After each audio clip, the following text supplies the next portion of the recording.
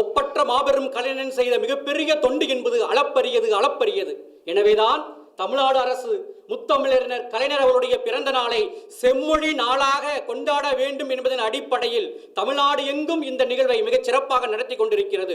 முத்தாய்ப்பாக பெருமை மிகுந்த பெரியார் பல்கலைக்கழகத்தில் இருக்கக்கூடிய தந்தை பெரியார் இருக்கை, பேரறிஞர் அண்ணா இருக்கை, முத்தமிழறிஞர் கலைஞர் ஆய்வு மையத்தினுடைய இயக்குநராக இருக்கக்கூடிய ஐயா அவர்கள் இந்த நிகழ்வை மிகச் சிறப்பாக நடத்த வேண்டும் என்பதன் அடிப்படையில் இந்த அறிவார்ந்த ஒரு அவையில் நாம் எல்லோரும் குழுமி இருக்கின்றோம்.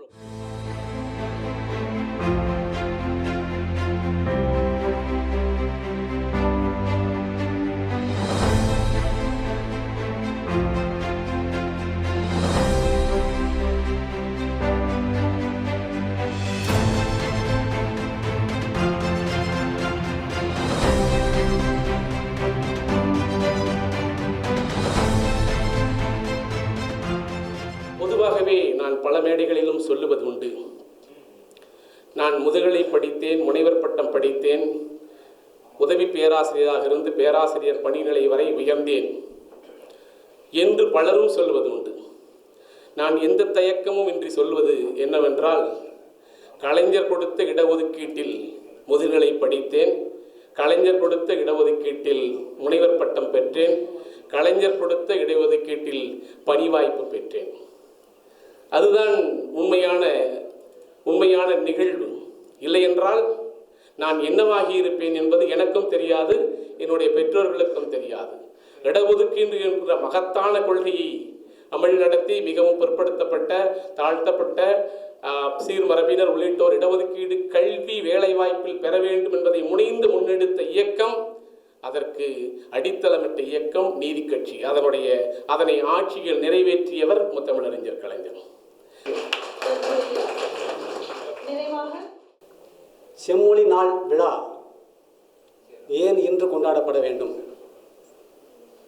கலைஞர் பிறந்தநாள் விழாவை ஏன் செம்மொழி நாளாக கொண்டாடப்பட வேண்டும்? அப்படி என்ன செய்திருக்கிறார் தமிழுக்கு முத்தமிழறிஞர் கலைஞர்?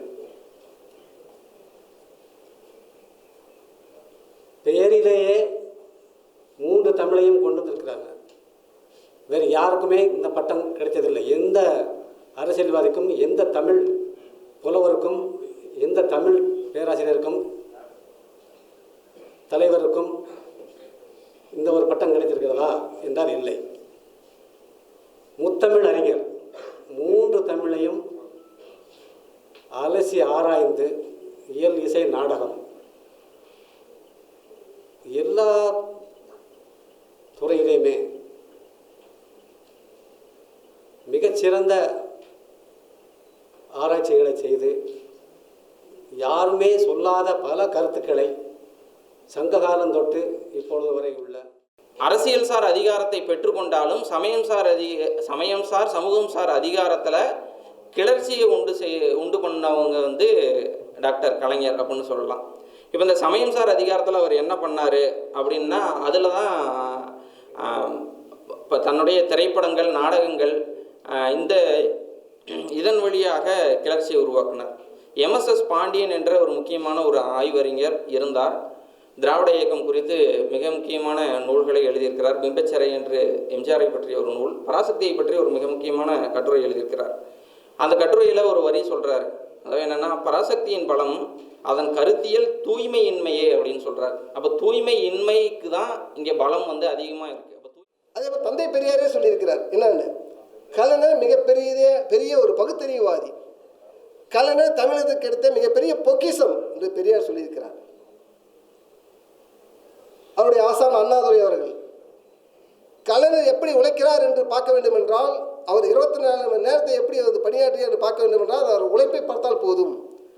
அவரிடம் இருக்கக்கூடியது முழுக்க முழுக்க உழைப்பு உழைப்பு உழைப்பு. தோல்வியே கண்டில்லாத தலைவர்னு சொல்கிறோம். நம்ம எதை வச்சு சொல்கிறோம்? சட்டமன்றத்தில் தோல்வியே கண்டில்லைன்னு சொல்கிறோம். நம்ம 13 முறை. அது மட்டும் இல்லை, 1959 சென்னை மாநகராட்சி தேர்தலில் பார்த்தீங்க அப்படின்னா 90 சீட்டு நிற்பதற்காக முயற்சி பண்ணுறார் கலைஞர் மு. கருணாநிதி அவர்கள். அண்ணாதுரை அவர்கள், ஏன் இந்த மாதிரி பண்ணுறீங்க, 90 சீட் நிற்க வைக்காதீங்க, நம்ம ஜெயிப்போமா அப்படிங்கிறாரு. கண்டிப்பாக ஜெயிப்போம் அப்படிங்கிறாரு, நம்பிக்கை கொடுக்குறாரு.